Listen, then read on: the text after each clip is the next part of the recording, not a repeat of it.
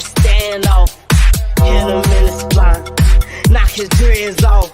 My orders is cold blind. I didn't land them red and moss, thugging in my roof. Ride with a T-shirt, I heard he shot. Turkle make a poop. He made a shot, roll his throttle, never come. Had on my jerk gon' make a beat. Gang style, my homies gang, bang gang style. My money long like beach towels. They judging me, but I ain't on trial. I'm a hot boy, too belly mouth. My flow hard like it's around. I take it down so she clap out. So I'ma call you Mr.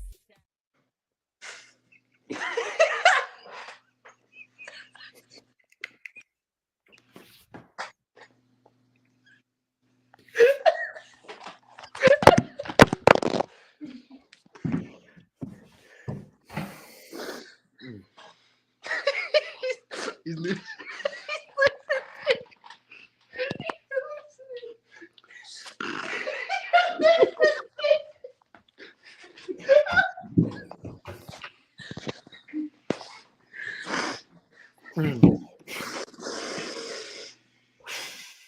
Okay, wait, let me fix this shit. Sorry about that. Technical difficulties, guys. Welcome back to a brand new episode of Chokeslam Radio. I'm your host, Big Unknown, and I'm here today with Luke Thompson, our very special guest.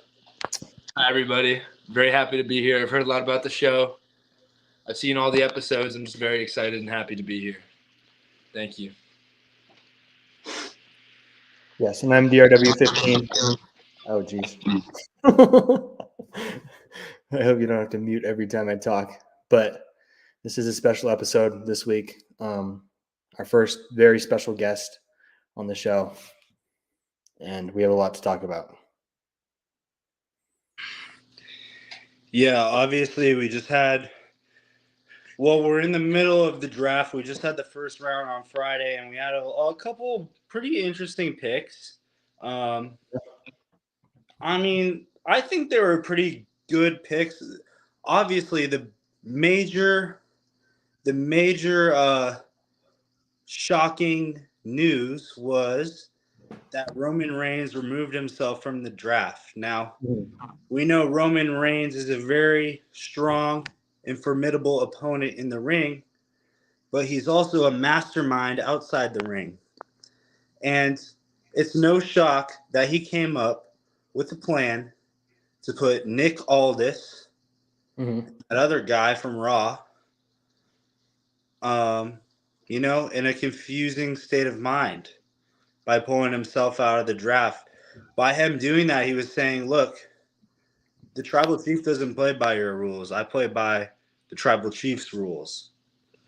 And by doing that, he made it clear that we the ones. No, I'm not digging that move by Roman. I don't like it.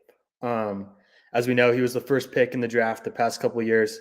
And I think he knew maybe he wasn't going to be the first pick again this year. And just like that, he pulls himself. I think it maybe screwed up the whole draft a little bit. It was selfish of him. And I think he let his ego get the best of him. So just not a classy move by Roman right there. What do you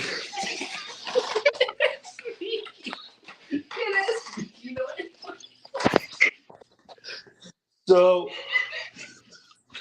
I'm a bit confused about what's going on with the bloodline and someone we like to call MFT, also known as Tamatonga.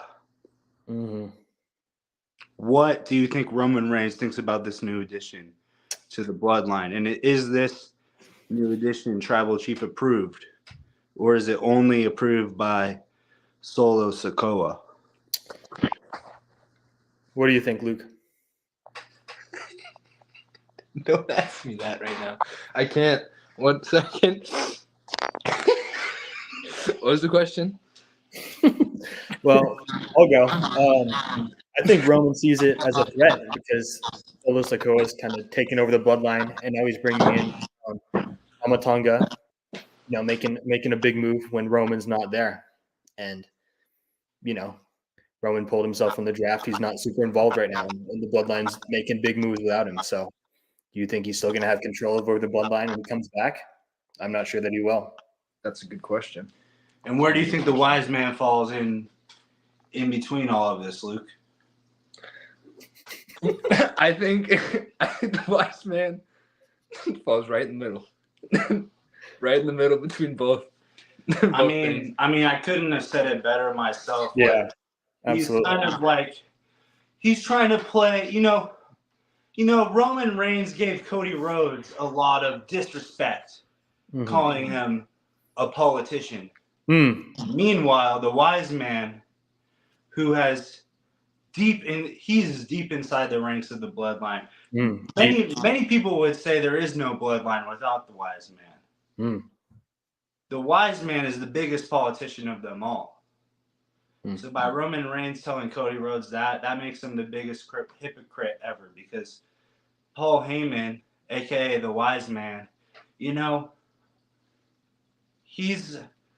obviously is a supporter of the tribal chief Roman Reigns. And when Solo Sikoa comes in, kicking out Jimmy Uso, bringing in MFT Tamatonga, what is happening now?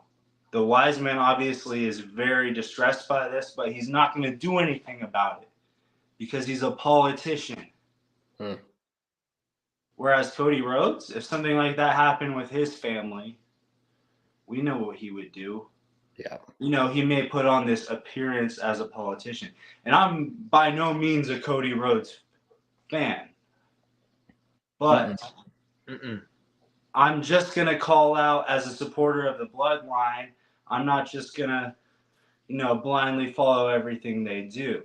And the tribal chief, it's interesting how he hasn't said anything about this, but from what he has said in the past, it's making him seem like a bit of a hypocrite in this scenario. Yeah, and I think we've seen the wise man, Paul Heyman, has been kind of intimidated by Solo Sikoa and the moves that he's making, but he's in a tough position right now because he wants to stay loyal to the bloodline, and he's hoping that Roman Reigns comes back. But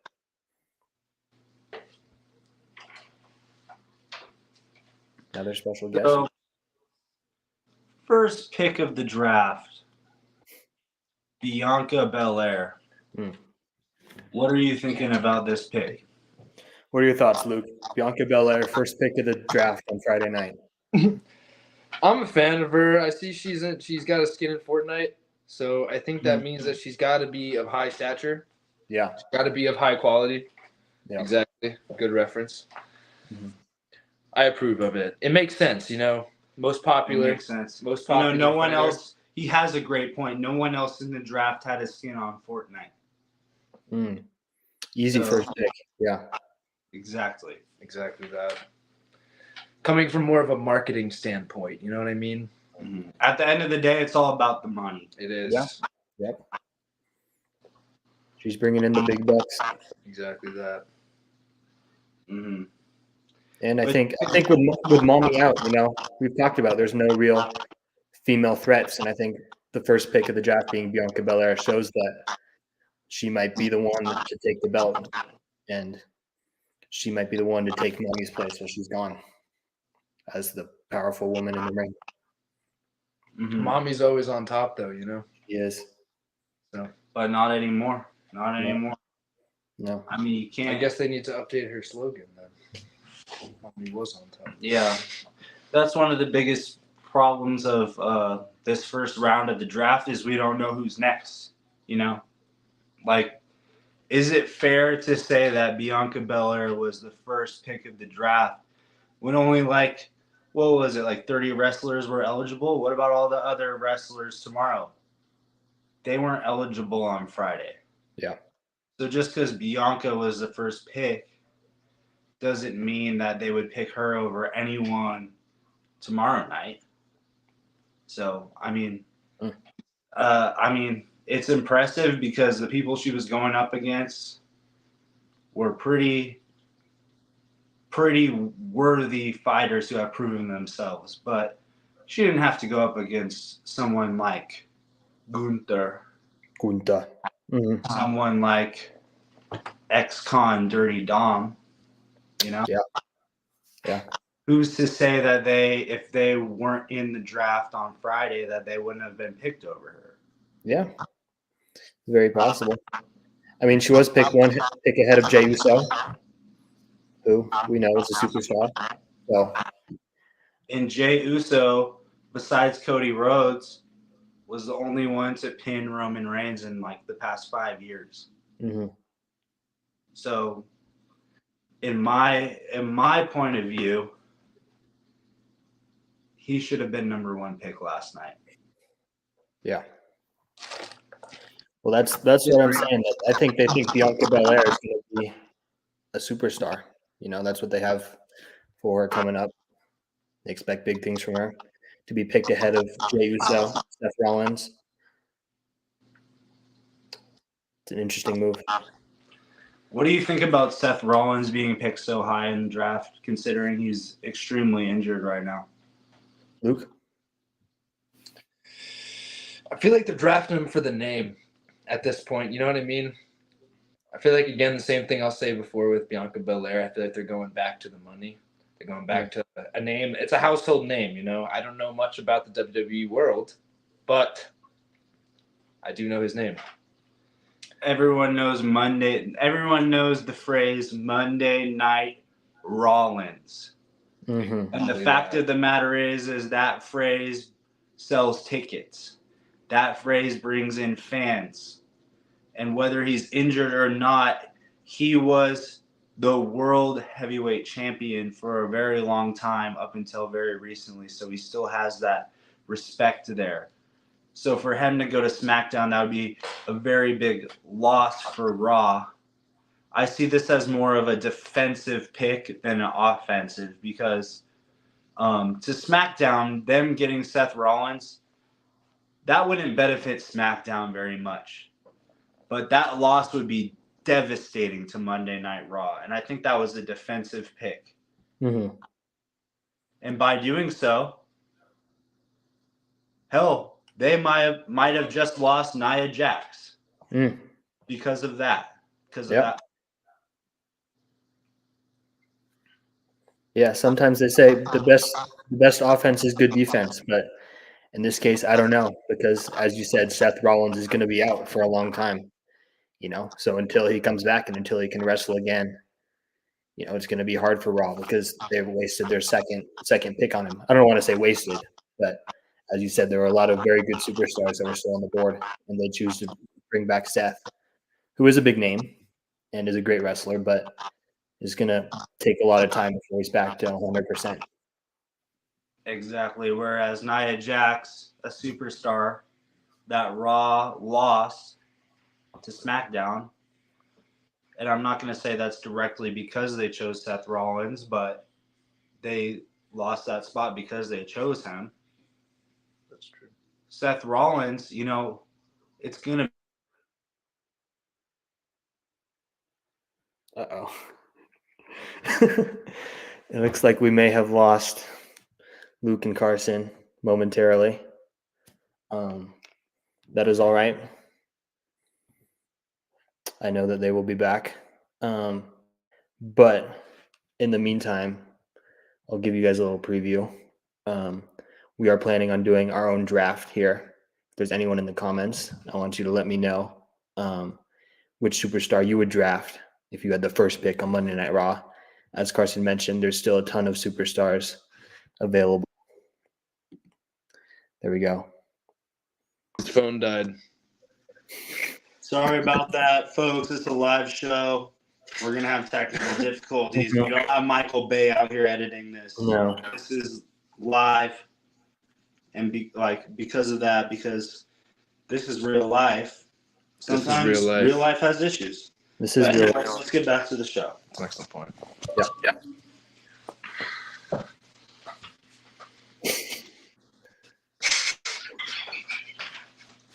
Okay. Oh man. As I was saying, what was it talking about again?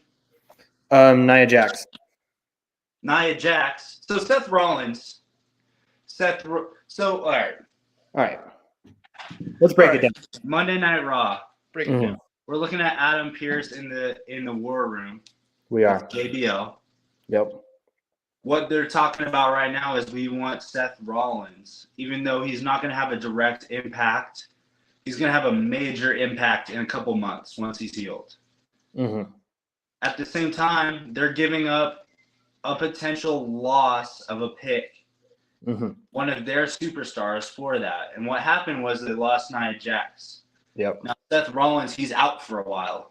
Whereas we saw on Friday, Nia Jax had that immediate impact. Mm-hmm. So from my point of view, I see this as a W for SmackDown and Nick Aldis. And, Monday Night Raw, I think they did good in the draft. Like overall, I think for Monday night, they had a better night overall. But I think that choice of picking Seth Rollins, even though he was injuring him, that's going to bite him in the ass. It's going to bite him in the ass. Yeah. Yep.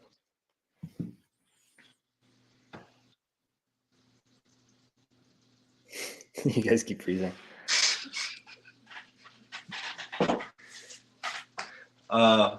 Luke, what do you have to say about that? I think I gotta agree with what Carson's saying here. I think he's making all the right points. He's got a great mind on him. He's got a great T-shirt. He's got a great way about him. A way you can trust. His confidence, his morals. And I have an inside perspective on the wrestling industry that others might not have, and that's why we're doing this show. Exactly. To hopefully spread that. Working as a security guard, I had a chance to, see how this might work, how choosing someone in a draft might work. Mm-hmm. So, going into Monday night, Mm-hmm. who are y'all thinking is going to be the first pick on Monday? Luke, you got any names that pop out to you right away?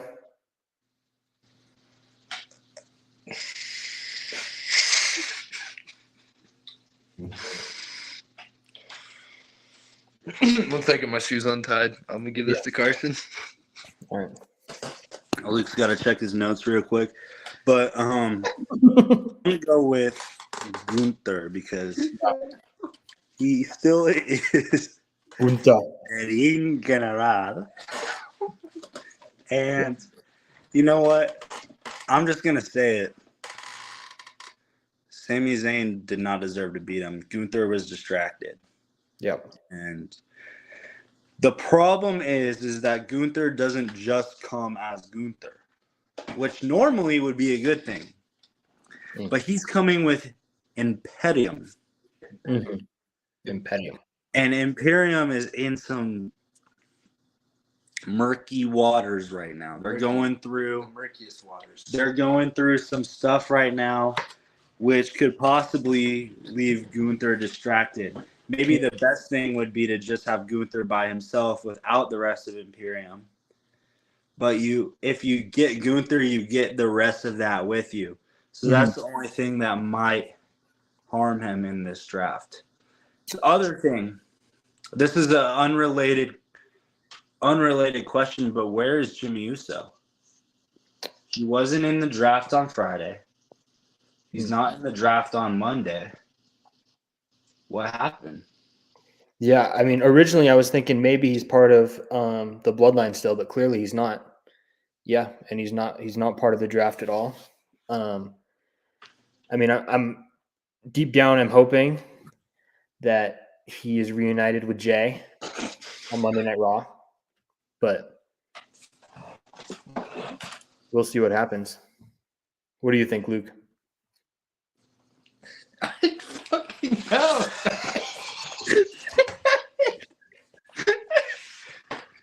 Andrew, let's get How about you answer some questions, Andrew? How about you answer some? Who do you think's going to be the first pick on Monday? DRW. Um, that's a good question. What do you think, Luke? I'm gonna pass this one off to Luke.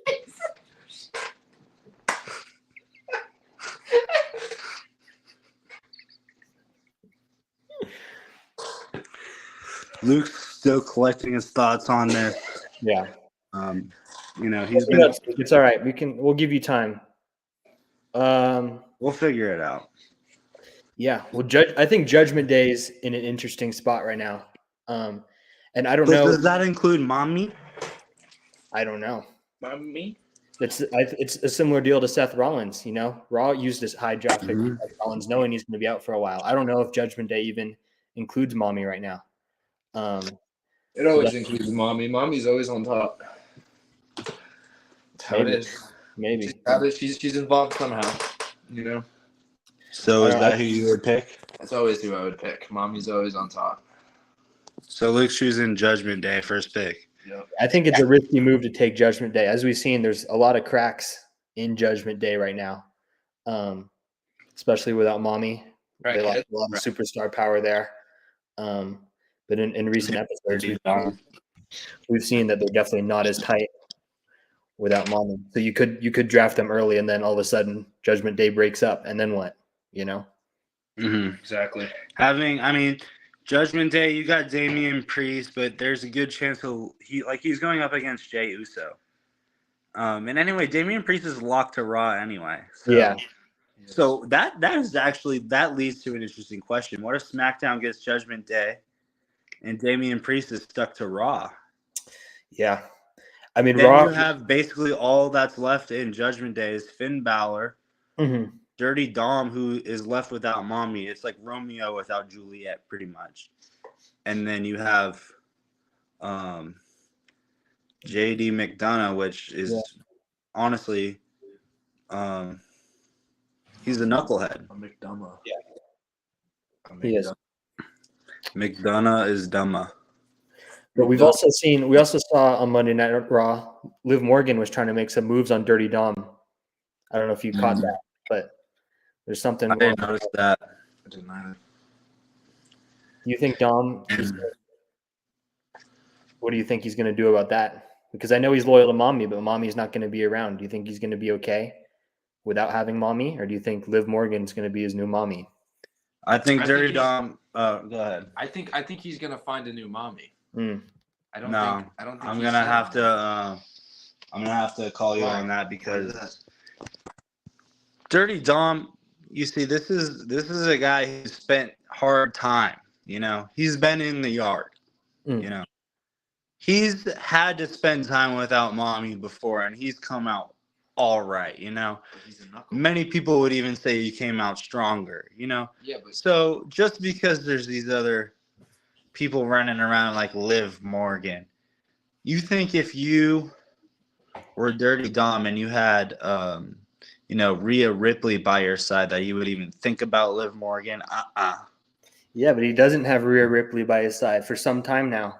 And Dirty Dom has had daddy issues since he was little. There was a match between Eddie Guerrero and Rey Mysterio to determine who was his real father. I'm sure that didn't sit well with him growing up as a young kid. Sure. And then he turned his back on Rey Mysterio, and he's been on mommy's side ever since. And now that he doesn't have mommy, and Finn Balor's telling him, I don't need you anymore. Or not Finn Balor, Damian Priest. He's got no one really to turn to. Liv Morgan's an appealing choice. And Liv Morgan said she's going to steal everything that mommy had. And I think one of her main targets is going to be Dirty Dom. But let's not forget, mommy hasn't, or Dirty Dom hasn't been the only person in that couple looking at other people. Whoa. Let's not forget about mommy's interest in main event Jey Uso. Oh. Could we possibly see? Because remember how bad she wanted him to join the Judgment Day, and she kept looking at him and stuff. Let's say that they really did break up. Maybe Jey Uso could be the next. Maybe Jey Uso and mommy. Be on bottom. You know what I mean? Maybe Jey Uso and mommy. Yeah, that's what I was trying to say. Jey Uso and Mommy versus Liv Morgan and Dirty Dom. I don't know if that's a fair match. That's coming. I mean, we got coming. two dominant forces in the WWE versus two people who rely on others to get attention. But have need to prove themselves. So I think that would be a good fight. Yeah, it could be. Yeah, that's the point. It could be Liv and Dom's chance to finally prove that they don't need Jay and they don't need hold on to people like they can be their own superstars. exactly. That would be interesting to think about. Yeah, I don't think they have it in them, but it's something that they might want. Maybe. Mm-hmm. So, going into tomorrow, there's one more thing I would like to talk about, and we saw it's been on both Raw and SmackDown. I've talked about this in previous episodes that a person I believe is to be a hacker, yes, has been how do you say it? Distorting our view of the show. Mm-hmm. Putting up strange images, somehow intercepting the feed to our screens and distorting it.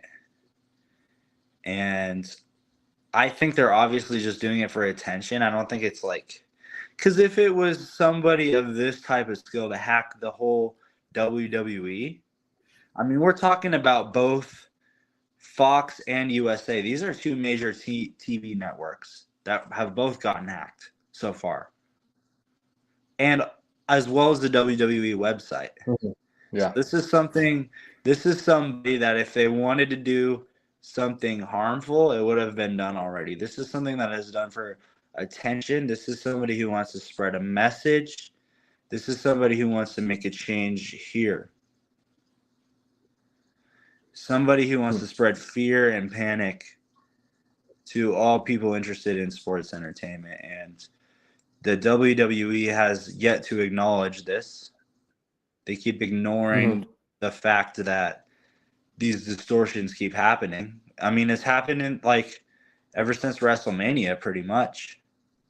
yeah, Got weird frequencies. You know, even their own website got hacked. Yep. Their own website, and they still haven't fixed it. But they won't say anything about it, which is a smart move by them, because obviously this person is in it for attention, or a group of people. There are such things. There are a lot of hacker groups all over the country and the world. But do you think this individual or group of people is going to make a impact of tomorrow's draft? Yeah, well, it's an interesting point, and I think that if they were looking for something more than attention, or maybe even if they are just looking for attention, I think the draft tomorrow night might be a good option. As you said, they kind of started right after WrestleMania. WrestleMania obviously would have been the best time to, do something more. But I think they've been like putting out feelers, seeing what they can and can't do in terms of their hacking skills. As you said, they've hacked the shows and they've hacked the websites. So the big draft on Monday night is an option. If they want to wait until Backlash, that's another option, because those are two of the bigger events that a lot of people watch. So I agree that I don't know what their intentions are yet, but those are two big events coming up that I think if this hacker is really trying to do something, those would be the times to do it. What do you think, Luke? I think the hackers, realistically, if their goal is to get attention, if that's their main goal, then I think that they're going to do something for the draft tomorrow. The draft's the new thing that they're doing. A lot of people are watching. A lot of people want to know who's going to get picked. So I think if the hackers really are trying to get people's attention, and they've already shown that they can get on the show, they're able to get all in WrestleMania, they're able to do everything, gain access to whatever they want, they'll definitely be doing something. And I hope WWE realizes this, and they're not just going to try to sweep it under the rug like they've been doing. They need to address this situation, because you know what? I'm sorry, but God damn it, people are. God damn it. People are. I'm sorry. I'm sorry, but people are getting worried. I'm getting worried, you know, Mhm. Yeah. because if someone's able to hack the WWE, they might be able to see what I'm doing on my phone. Yeah. And that I don't want. No one wants that to see that. Yeah. No. Well, if they're coming after the WWE, then our podcast is probably next. You know, Fuck. it's That's the a good next. It's the next target for them for sure. So, if That Triple is- H doesn't get this under control, we might be suffering soon. So And I'm sorry, but Triple H, you know, he might be old, but he needs to grow a pair of balls at this point. You know, God damn it. you got A-Town down respecting him in the Mhm. middle, disrespecting him in the middle of the ring, and he didn't do anything about it. No. You got DIY Tommaso Ciampa using his signature move as a joke, Yep. Mocking him. mocking him, and he's not doing anything about that. No. You know, Triple H has grown stop. You got The Rock talking all this crap to him Crap. before WrestleMania. And he didn't do anything about that. Triple H has grown soft. He's not the man he used to be. No. You know. Yeah. And I say that he needs to grow a pair. I couldn't agree more. What are your thoughts, Luke? I was just gonna ask you if you have anything you wanted to add. Yeah. No, I think this is his chance to prove if he's really in it and if he's really committed to the WWE to take down these hackers before something happens. Because there was someone else running WWE before him who's gone now. Yeah, I don't think he would let all this stuff slide. No, sir. So is he going to take this company in the way it's supposed to go, or is he just going to let it flop? Let the kingdom crumble. I know. Exactly. This is the start of the Triple H era, and there's already a hacker that's messing with things. Exactly. Triple H can't stop this. I don't know.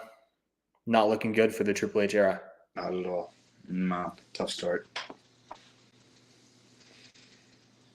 No. All right. Well, is there anything else you want to cover, DRW? Sure. Yeah, there is one thing. We had a hater on some of our posts on Instagram and TikTok.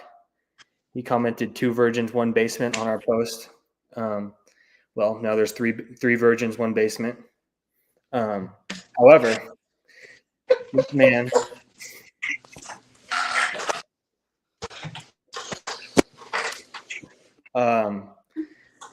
man that was hating on our channel also posts some WWE content, and I thought we could review one of his posts, talk about his rankings. No, this is something I want to see. Yeah. So we made a post about The Rock being a little B word after The Undertaker showed up. Big B word. Yeah. And this guy in our comments wasn't happy about it. And so I'll share my screen here if I can figure this out. And we'll look at his rankings of WWE superstars. Look at this clown. Who is this dude? He looks like he doesn't even have a basement. No, exactly. And I'm not going to lie. I don't know about TikTok, but one of our haters on Instagram, I hit up his girlfriend. So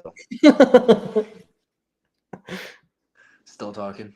Yeah. And no. I don't know if you can see these rankings too well, but let's take a look at who's at number 1 up there. Excellent zoom, DRW. The Rock. Yep, The Rock. Of course. Yep. This is one of these guys who probably watched all the Jumanji movies, probably watched all those Fast and Furious movies. He probably even watched Pain and Gain. Yep. But I'm sorry, dude. This is real life. This isn't a movie. And let's look at who he has ranked number 7. I don't know if you recognize that person at number 7. That's the dead man.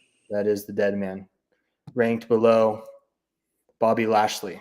That's an interesting choice. I mean, Bobby Lashley's good, but Bobby Lashley's not going to show up in the final match of WrestleMania and chokeslam The Rock. Like, that's just not going to happen. He's no Undertaker. So, No. yeah. No way, Jose. We got three virgins, one basement here, and I think this guy's looking like one virgin, three basements. yeah.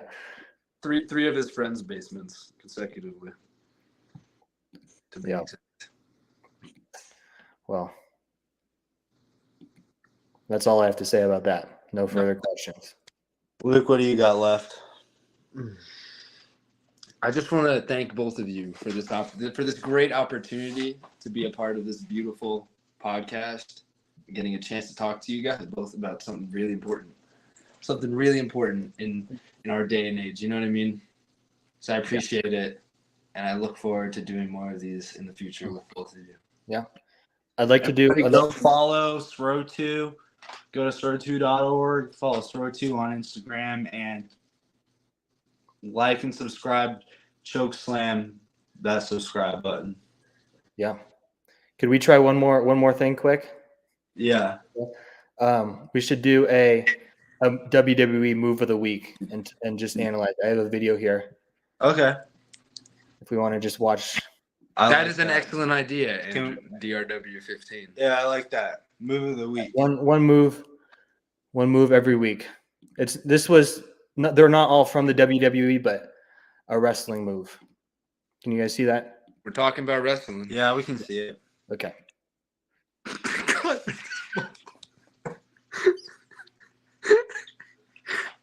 That's the move of the week. Are you able to play that one more time? Yeah, we can replay it just so everyone gets a good view of it.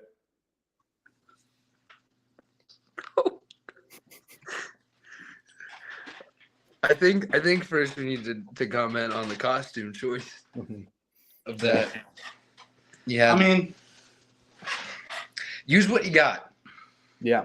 Use whatever you have to your advantage. You got big old tits you can swing around, then you swing them around. Mm-hmm. You get extra appendages. You have more weight to throw around. You use it. Yeah. Absolutely. I like that. I would say that I think that move. I haven't seen that in the WWE yet, but there are a couple WWE wrestlers that I think could really pull that move off. I'm thinking of Piper Niven. I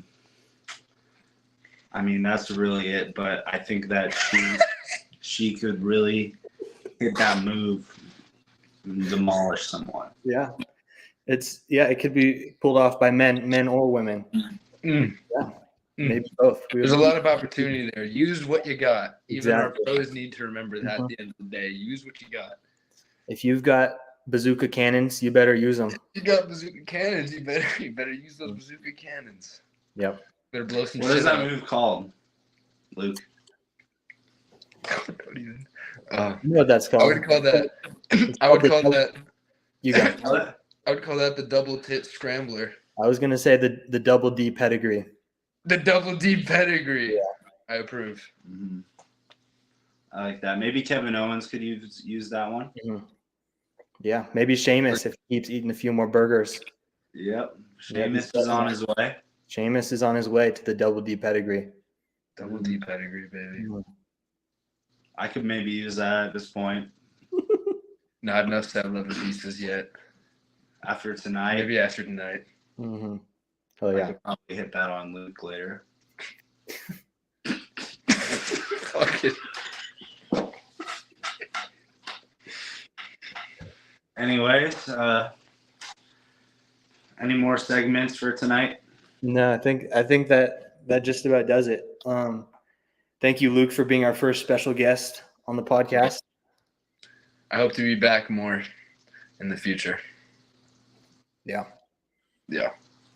This was a very exciting episode, and I'm thankful for every viewer we have in the chat. Be sure to leave a like and a subscribe and Chokeslam. Mm-hmm.